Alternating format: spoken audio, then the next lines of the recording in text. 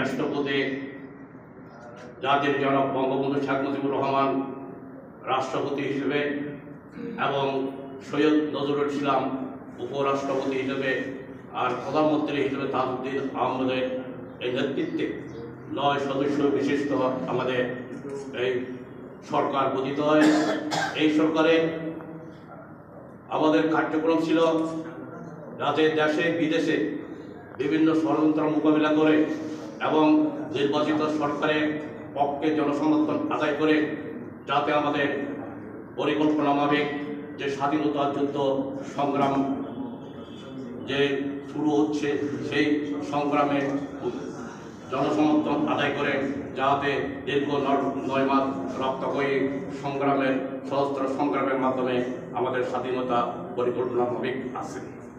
সেই হিসেবে আমরা এই আওয়ামী লীগ যে জনগণের সংগঠন, সেই জনগণের ভালোবাসা নিয়ে এবং জনগণের সমর্থন নিয়ে ধারাবাহিকভাবে সরকার পরিচালনা করে স্বাধীনতা অর্জন করে। সেই অর্জিত স্বাধীনতার পর থেকে কত দেশে বিদেশে কত ষড়যন্ত্রকারী এই আওয়ামী লীগের বিরুদ্ধে ষড়যন্ত্র করেই যাচ্ছে। এই ষড়যন্ত্র এখনও বিরাজমান। কাজেই কিছু কালকে আমাদের আমেরিকা সরকারের পক্ষ থেকে যে একটা বিভিন্ন দেশের সঙ্গে বাংলাদেশের যে গণতান্ত্রিক এবং সার্বিক সূচকে যে বাংলাদেশকে কয়েকটা নিশ্চয় দেবেই দেখতে দেওয়া হয়েছিল, এটাও একটা ষড়যন্ত্রের বহিঃপ্রকাশ।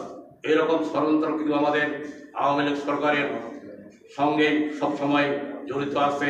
এই ষড়যন্ত্রকে মোকাবিলা করতে আমাদের সকলে ঐক্যবদ্ধ থাকতে হবে এবং এই ধারাবাহিকতায় আমাদের জননেত্রী প্রধানমন্ত্রী শেখ হাসিনার সুযোগ্য নেতৃত্বে এবং তারই প্রাণপ্রিয় নেতা আমাদের রাঙামাটি জেলার অভিভাবক দীপঙ্কর তালুকদার মহোদয়ের নেতৃত্বে আমরা জাতীয় অতীতে যে সংঘবদ্ধ ছিলাম, আজকে থেকে ভবিষ্যতেও একই ধারাবাহিকতা বজায় রেখে আমাদের যে স্থানীয় সরকার পরিষদ উপজেলা পরিষদ ইলেকশন আসন্ন, এই উপজেলা ইলেকশনেও আমাদের অনেক প্রার্থী থাকতে পারে। তার মধ্যে আমাদের দলীয় প্রার্থীদের থেকে আমরা যোগ্য প্রার্থী বাছাই করে আমাদের সকলের ভোট আমরা প্রদান করে নির্বাচিত করব, এই আশাবাদ ব্যক্ত করে আমার সংক্ষিপ্ত বক্তব্য এখানে সমাপ্ত করলাম। জয় বাংলা, জয় বঙ্গবন্ধু, বাংলাদেশ চিরজীবী। সংগ্রামী সাথী বন্ধুগণ, এই পর্যায়ে বক্তব্য রাখার জন্য আহ্বান জানাচ্ছি বাংলাদেশ আওয়ামী লীগ রাঙ্গামাটি জেলা শাখার অন্যতম সদস্য